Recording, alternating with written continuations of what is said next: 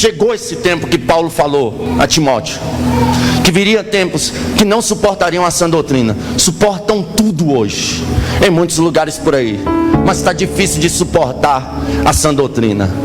Você vai pregar em congressos aí, suportam 3 horas de cânticos, 200 conjuntos cantando. Há uma obrigação de ouvir todos os conjuntos que visitam a igreja.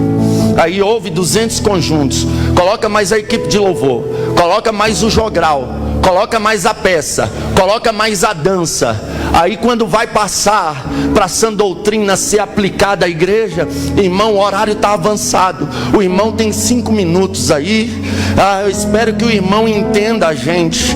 O pregador que prega a sã doutrina, ele não te entende. Você está sendo irresponsável com a igreja, você está tendo comichão nos ouvidos, suporta tudo, mas não suporta a sã doutrina. Agora, se fosse o cara do stand-up, podia amanhecer ele lá falando que a galera suporta. Se for o cara da revelação, então pode deixar a noite todinha que a gente escuta a revelação. Porque nunca se viu um povo tão viciado em revelação. Mas quando se fala de sã doutrina, aí esse povo aí vive desviando. Desviou por quê? Deus falou e não cumpriu. Que Deus? Que Deus? O meu fala e se cumpre. Mas eu não vigiei, não era para me ter contado o meu sonho, irmão. Aleluia. A pior mentira que pregador diz é: não conta teu sonho para ninguém não, para o diabo não impedir. Irmão, mentira. Aleluia. José contou o sonho, jogaram ele na cova. Aleluia. José contou o sonho, venderam ele, mandaram ele para o Egito. Se José não conta o sonho, a promessa não se cumpria. Você contando ou não, você fazendo qualquer coisa ou não, se Deus falou que vai fazer, Ele faz. Deus não precisa de mim, aleluia, para fazer qualquer coisa. Deus, quando Ele fala, Ele cumpre. Então é por isso que ele tem dificuldade de falar. Agora, irmão, as pessoas não suportam mais a sã doutrina, mas fica lá nas livezinhas do Facebook lá, aleluia, o cara com uma bacia de óleo, uma bacia de farofa, um cajado, sei lá, um pano batendo lá e revelando. E ó a revelação dos caras. Deus está me revelando aqui que quem compartilhar agora vai ser abençoado. Olha que mentira, irmão. Toda revelação que não tem base na palavra, ela deve ser rejeitada. Pregador, você não crê em revelação? Creio. E como creio? Pastor presidente desse ministério, pastor Paulo Miranda, minha mãe nem era crente na época. Ela chegou lá no culto à tarde dele, desesperada. Quando ela entrou, pastor Paulo Miranda chamou ela pelo nome.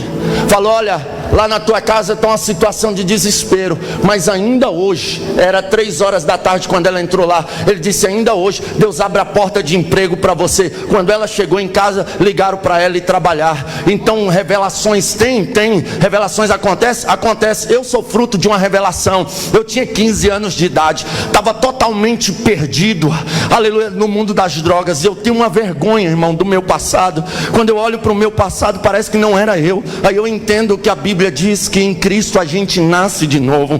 Porque eu fui perdido, viciado em maconha, usava muita droga.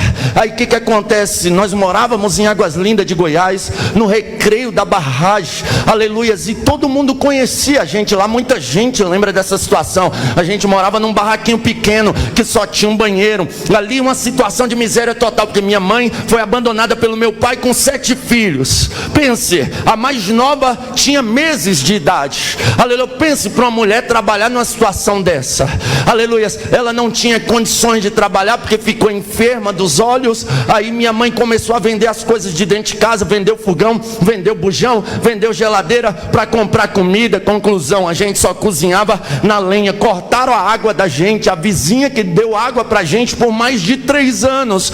Pode ir lá, irmão, aleluia, que tenho várias testemunhas disso. Cortaram a luz da gente, a gente vivia comprando vela, quando não tinha vela, ficava no escuro. Pense numa situação de miséria total. E eu viciado em drogas. Uma vez, eu e mais 2 amigos fumamos um baseado de maconha, sentamos no murinho da minha casa e estamos lá. Aí era 3 horas da tarde mais ou menos. Aí vem 3 jovens vestidos de terno no sol rachando. E aqueles jovens, irmãos, eram pentecostais até o tutano. Aleluia. Eu e mais os 2 sentados no murinho, doidão de maconha. De repente aqueles jovens param em frente à minha casa e começam a fazer isso aqui, irmão.